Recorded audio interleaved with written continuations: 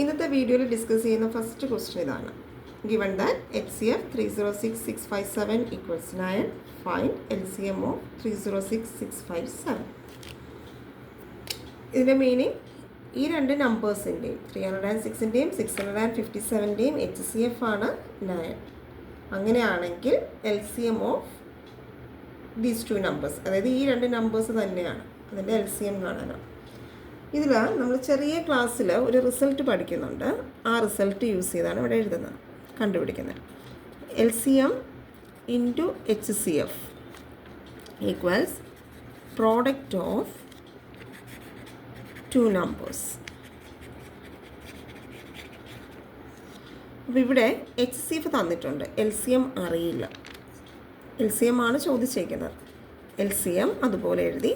HCF of these two numbers എന്ന് പറയുന്നത് 9 ആണ് തന്നിരിക്കുന്നത്. Equals product of two numbers എന്ന് പറയുന്നത് ഈ നമ്പേഴ്സിൻ്റെ LCM കാണാനാണ് അല്ലേ. അതേ നമ്പേഴ്സിൻ്റെ HCF ആണ് തന്നിരിക്കുന്നത്. സോ ഈ ടു നമ്പേഴ്സ് എന്ന് പറയുന്നത് ഈ രണ്ട് നമ്പേഴ്സാണ്. ഇവരുടെ പ്രോഡക്റ്റ്, അതായത് 306 ഇൻറ്റു 656. Product means multiplication. ഇതിൽ നിന്ന് LCM കാണാം. ഇൻറ്റു 9 ആണ്. അത് ഓപ്പോസിറ്റ് സൈഡിലേക്ക് വരുമ്പോൾ ബൈ 9 ആവും. ബാക്കിയെല്ലാം അതുപോലെ എഴുതും, ഡിവൈഡഡ് ബൈ 9. ഇത് ക്യാൻസൽ ചെയ്യുമ്പോൾ ആൻസർ 22,338 എന്ന് കിട്ടും. Next question. Check whether 6n can end with the digit 0 for any natural number n. നിങ്ങളോട് ക്വസ്റ്റ്യൻ ചോദിക്കുന്നത് ഇതാണ്, ചെക്ക് ചെയ്യാനാണ്. 6n എപ്പോഴെങ്കിലും 0 എന്ന് പറയുന്ന ഡിജിറ്റിൽ എൻഡ് ചെയ്യാൻ കഴിയുമോ എന്നാണ് അത് ചെക്ക് ചെയ്യാൻ.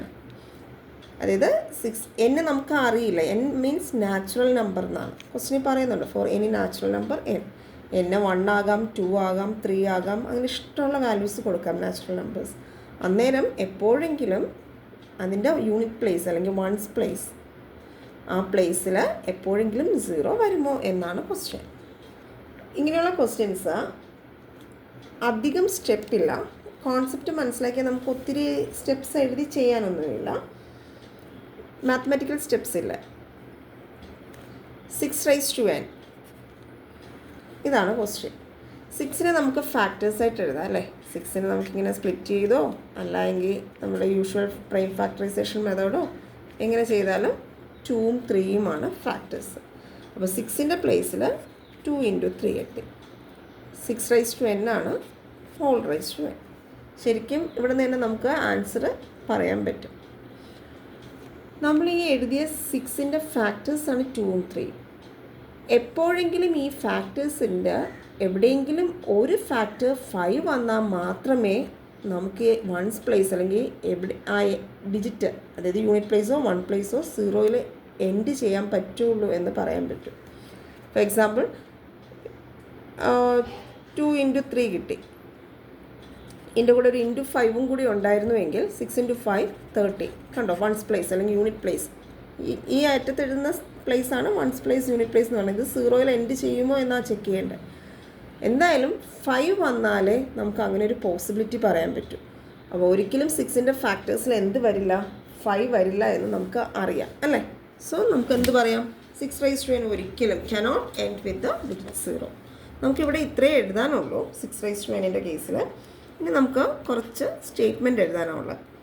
In the prime factorisation of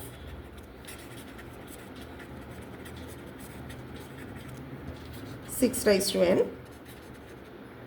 there is no factor 5. So by fundamental theorem of arithmetic,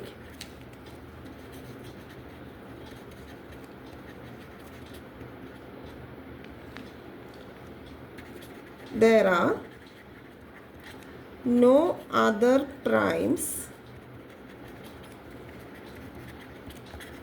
in the factorization of 6n.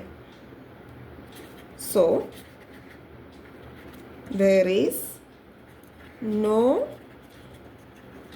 natural number n for which 6 raised to n can end with digit 0. ഇതാണ് ഇതിൻ്റെ explanation. ശരിക്കും ഇത്രയും ഇതിൽ നിന്ന് നമുക്ക് മനസ്സിലാക്കാൻ പറ്റും. പക്ഷേ എക്സാമിന് എഴുതുമ്പോൾ അറ്റ്ലീസ്റ്റ് നിങ്ങളുടേതായ രീതിയിൽ എഴുതുക. ഇതിൻ്റെ അകത്ത് 5 വന്നാൽ നമുക്ക് പറയാം ഇത് എൻഡ് ചെയ്യും, 6 raised to n എൻഡ് ചെയ്യും 0-ൽ. ഇവിടെ 5 ഇല്ല. ഏതൊരു ക്വസ്റ്റ്യൻ വന്നാലും മിക്ക ക്വസ്റ്റ്യനിലും ഡിജിറ്റ് 0-ൽ എൻഡ് ചെയ്യാൻ പറ്റുമോ എന്നാണ് ക്വസ്റ്റ്യൻ. അന്നേരം ഫാക്ടേഴ്സ് ആയിട്ട് എഴുതുമ്പോൾ 5 വന്നാൽ വി ക്യാൻ റൈറ്റ്. അല്ല എങ്കിൽ there is no factor of 5. അതുകൊണ്ട് എന്താണോ തന്നേക്കുന്ന number cannot end with the digit 0 എന്ന് എഴുതുക.